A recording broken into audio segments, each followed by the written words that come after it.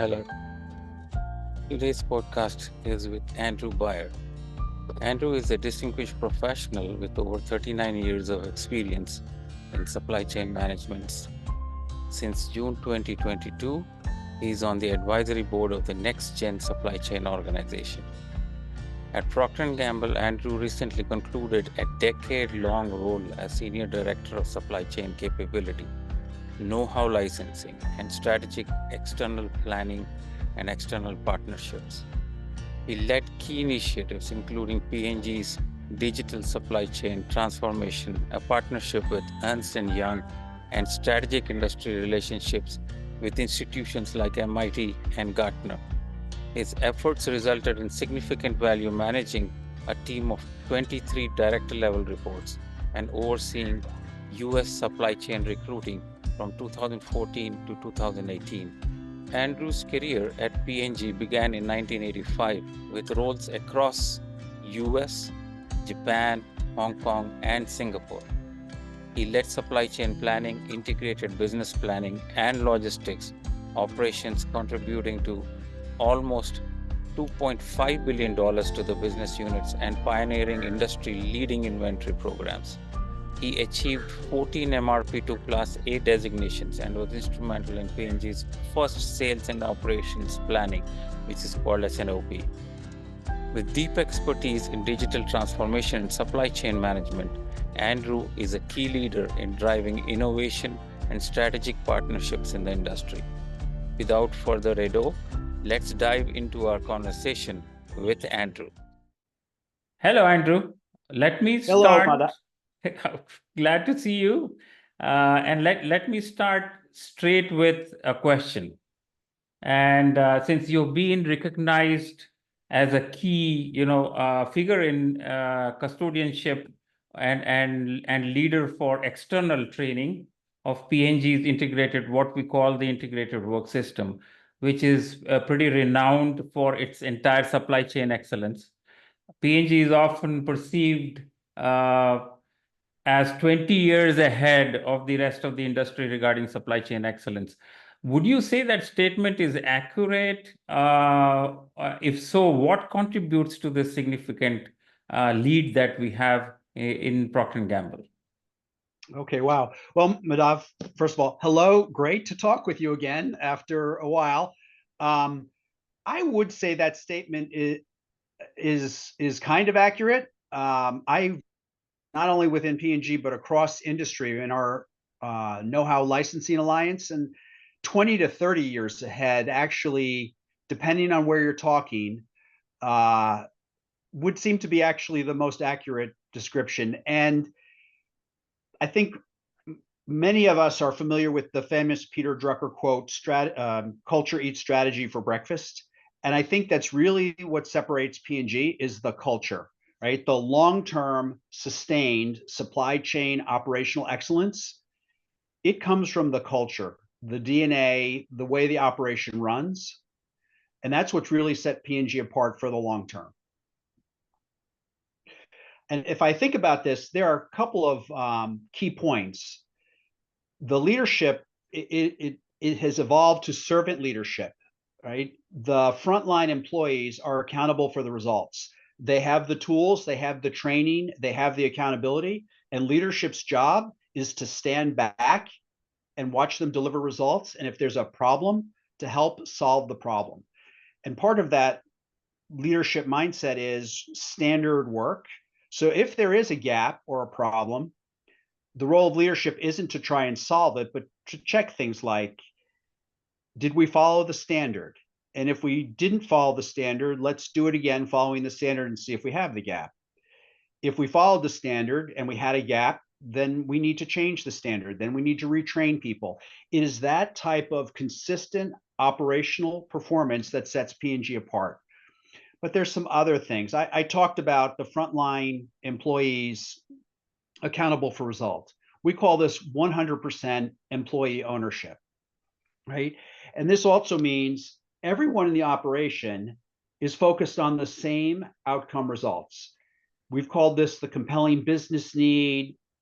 It can tie to the category or the regional business unit scorecard, but everyone has one scoreboard, not separate results for separate people. So everyone can contribute to their fullest against those goals. Think about it. We've had two major soccer tournaments just end, the Euros and the Copa America. There's not a different scorecard or scoreboard for the offense versus the defense or the goalie versus the forwards. Everyone knows what's the score and how much time is left. It's that way in a P&G plant. Everyone knows how we're doing against the key results we need to deliver and what their part of the results are.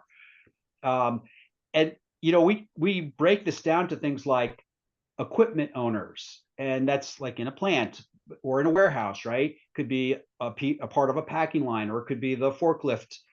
But we also get this into other parts of our operation, like planning, where the analogy of an equipment owner would be something like a parameter owner, right? The point is, if you want sustained operational excellence in your supply chain, all parts need to deliver. The planning, the transportation, warehousing, and the manufacturing. They all need to be the same high, consistent level. That's probably what I saw that sets P&G apart. Other companies, they get interested, things get hot, but then they change direction. P&G has been able to make this part of its culture for decades, and that's really what's been separating us.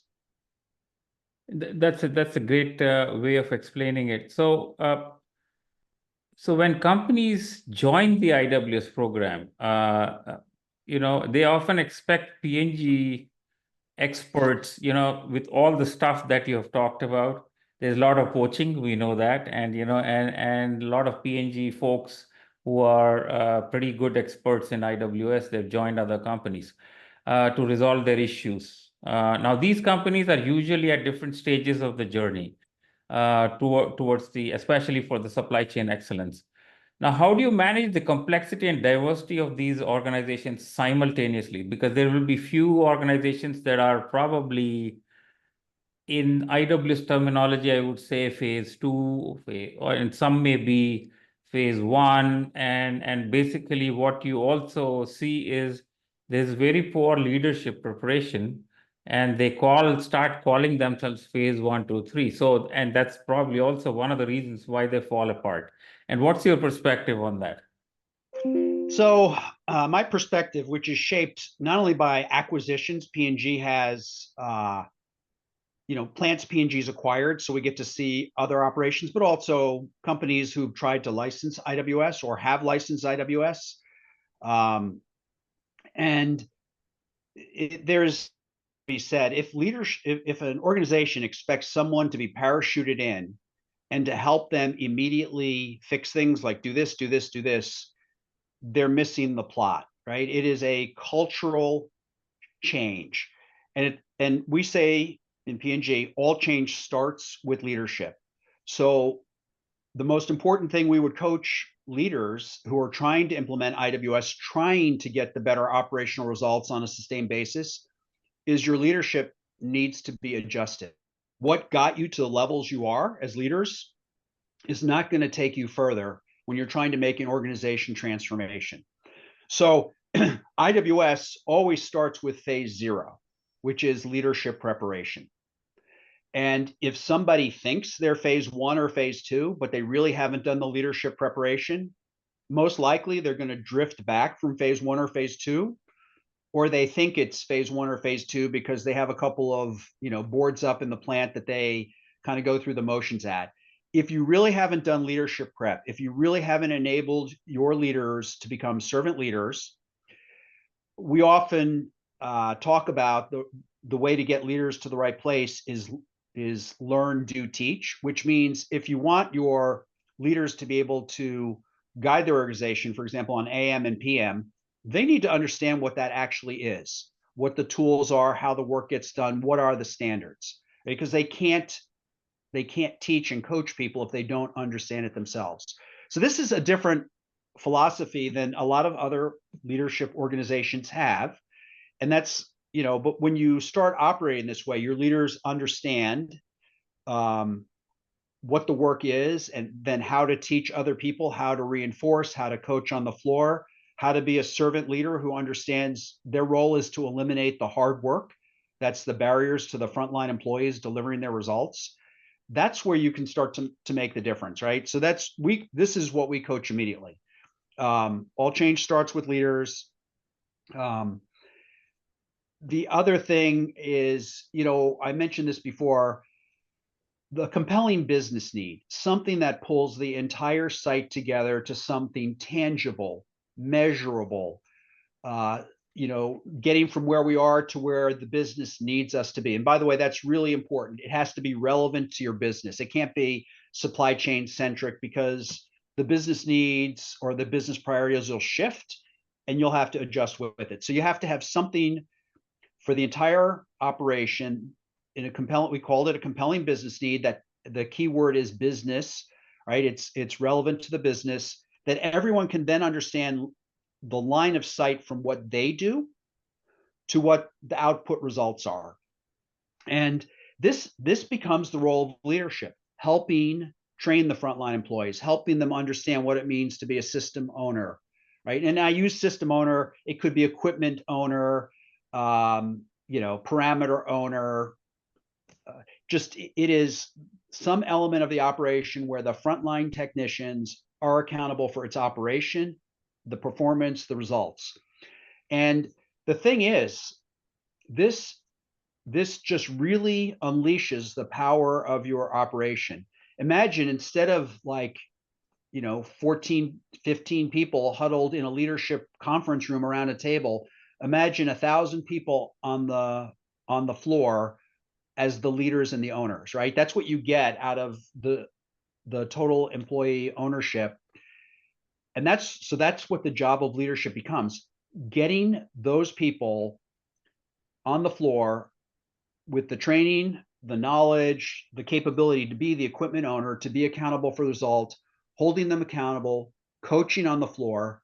If you're used to being a leader making decisions at a desk, it's an adjustment. If you haven't been on a shop floor, if you haven't been, working on the equipment and understanding exactly how does autonomous maintenance work, to clean, inspect, and lubricate, how, your frontline employees, when you talk to them, they're going to know it, right? Your authentic leadership, your persuasion will be limited. So that's really there's a leadership transformation. And that's why IWS always starts with phase 0, leadership preparation.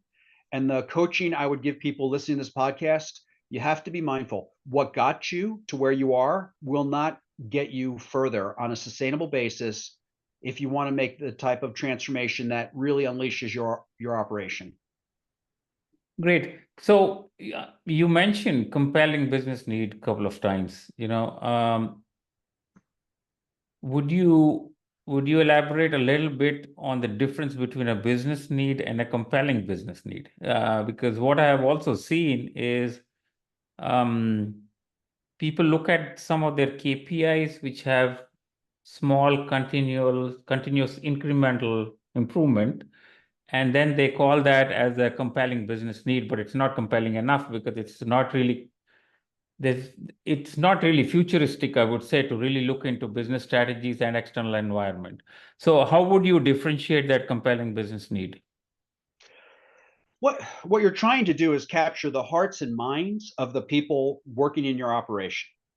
Okay, so let me give you an example. Your business, its requirement may need to be to grow sales, okay, or grow profits, typical business needs.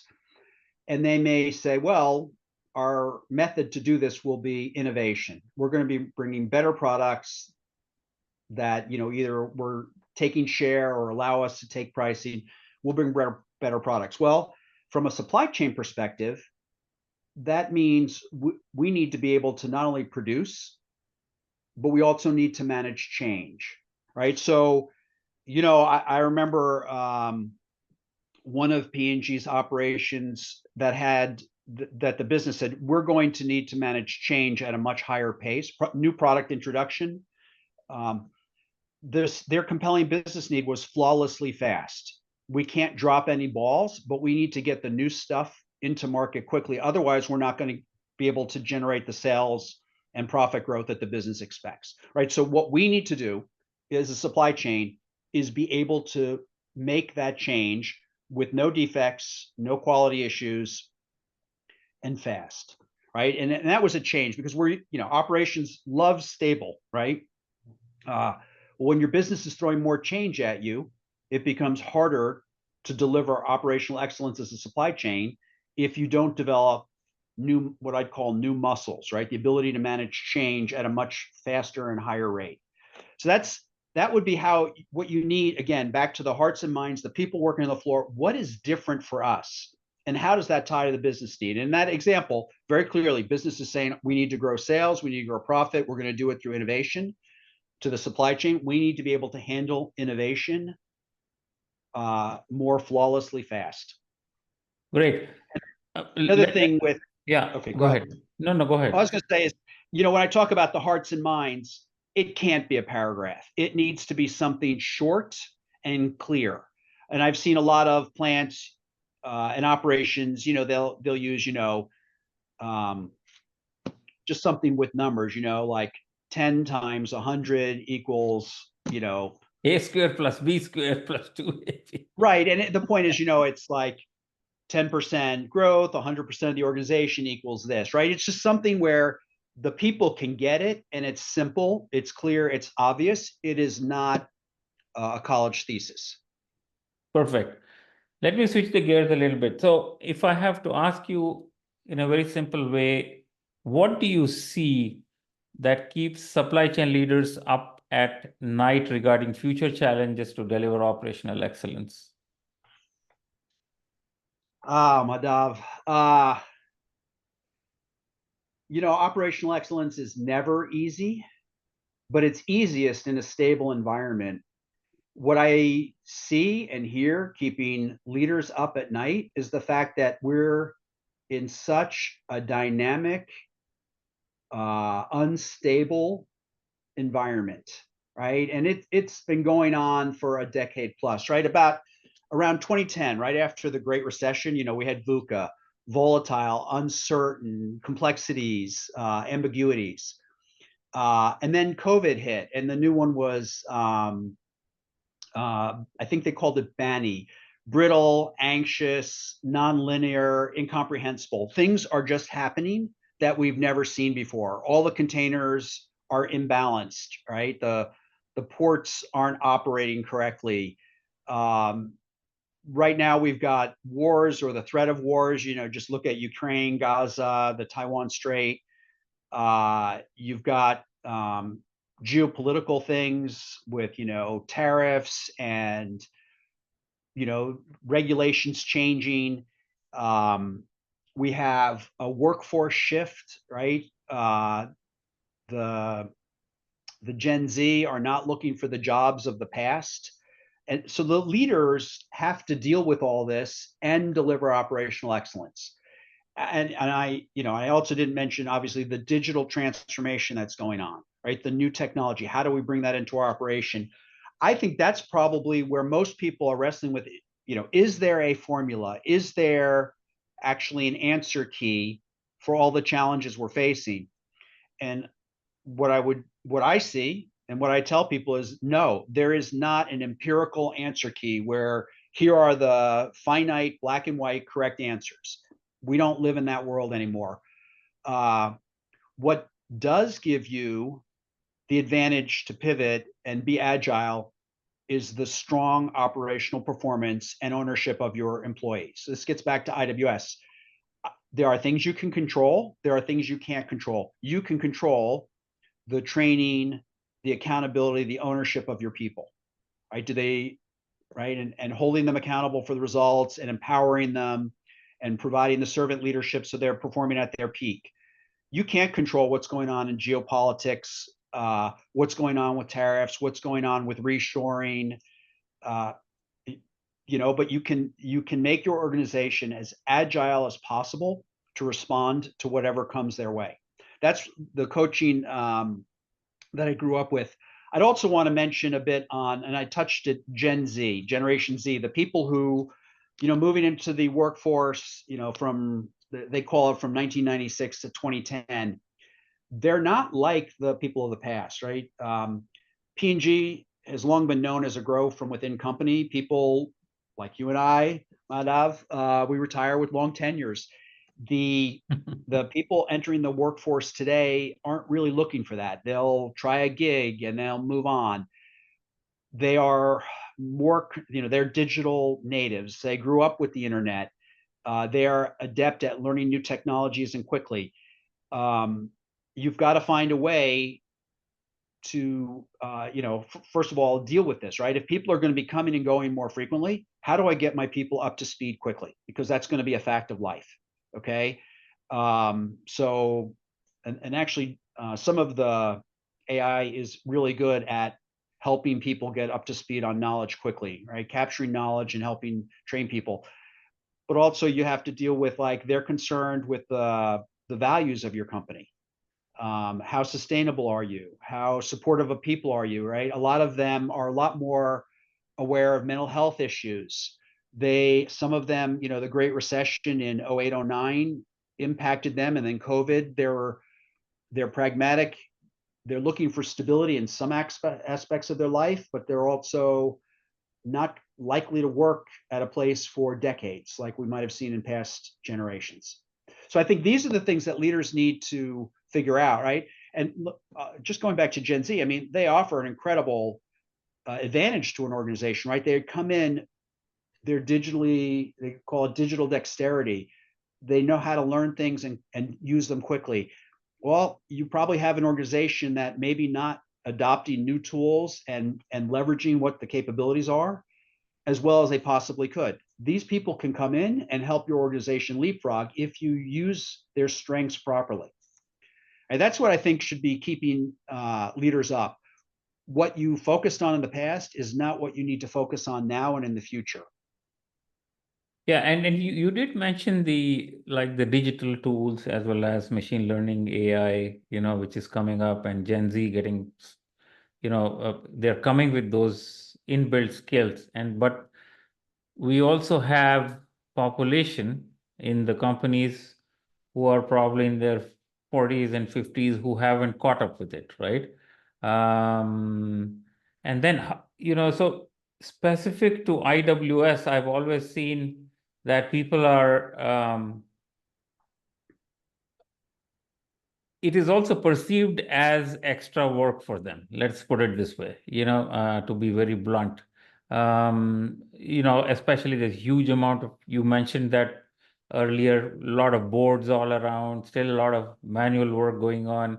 And TPM is an evolution, which is, of course, we've taken IWS out of it, which is very different. But then it's 70s program. A lot of these companies outside are still stuck in those, PDCA boards, which are all, extra manual work and stuff like that. So would you agree that it's about time to redefine some of these work processes in this so-called TPM manufacturing work system or supply chain work systems itself as things are advancing, which will help Gen Z, of course, but then use their brains to really simplify these work processes and eliminate touches in the work process itself? Yeah, so there's a lot in that one question. The first thing is when you mention plan, do, check, act boards seeming like extra work. Well, people forget the defects that they're not working to gap close because we prevented defects, right? So it's one of those, you see the extra 5 minutes, you forget about the extra 30 minutes that you don't have, right? Because you're doing things the right way and methodically and eliminating or preventing defects. And then you're not spending time recovering from those defects. So I just want to make sure we get that point out. The technology is amazing. And I've been listening and reading and researching. It's very inconclusive exactly what's it going to do for us. But what seems to be clear is wherever technology helps you solve a problem or deliver against a business need, it's an attribute and you should leverage it to its fullest. And then, you have a workforce, right? We talk Gen Z, we talk the existing workforce, maybe people in their late 30s, 40s. what I've seen is I can't make an age-based judgment against the willingness to learn and adopt. It is different forms and flavors. What I can tell you is if you're asking someone to work 100%, maybe 105%, and they have no time to go learn and play, you're not going to get people to use new tools. They're going to work as hard as they can with the tools they have. So as a leader, you have to find time to give your organization the room to play and learn. And we've seen this have really powerful impact at P&G. So there's a guy I worked with, 30 plus year veteran at P&G, started manufacturing, moved to planning. I'm going to make the example in planning because it's very easy to digest. And he was responsible for DRP. And, you know, a planner had about 400,000 record locations they were responsible for, with 72 parameter settings for each one. And they were expected, that was their master data, and they were expected to keep this accurate and check it every week. It was not humanly possible. And, you know, that's what got us into machine learning, because what needed to be done but was not humanly possible is like 7 to 12 minutes work for the machine.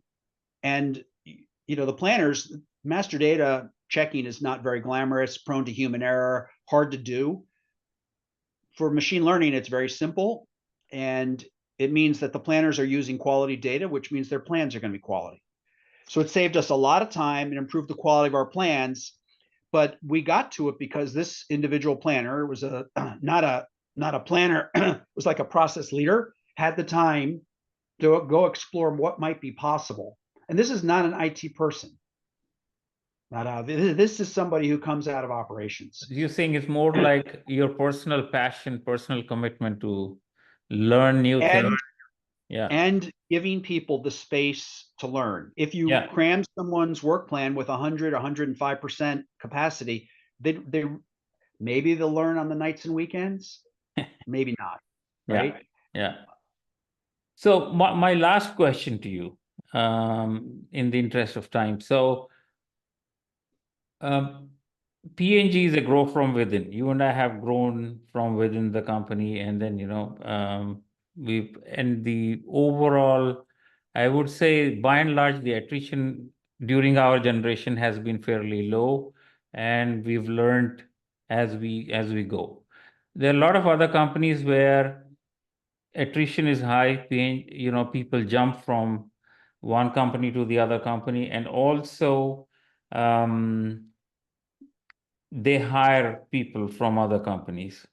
Now, how do you think we can inculcate that leadership commitment and create that preparation for these people? You know, you mentioned a lot about what a leader should do. You know, how do we make sure that these leaders are strong enough? Because there was an example of a company that I had a podcast with Gerardo, if you have seen it, and Gerardo was saying everything, you know, he was mentioning Kraft, where, you know, of course, we had ex-P&G's CEO at one point of time. A lot of things were pushed, and suddenly the leadership changed, and they said, "No, this is not a program that we would like to pursue," and everything then collapsed. How do we convince these guys when you have this leadership change that's coming so frequently? Great question. And I did listen to that podcast, and it reminded me, I actually work with Gerardo's son. Okay.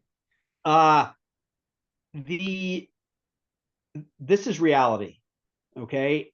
What the visionary leader is going to be thinking about is success is long-term consistent results. One of the senior vice presidents I worked with years ago made a comment, you know, you should judge a leader at least 12 months after they change roles and look back at, you know, what are they leaving behind, right?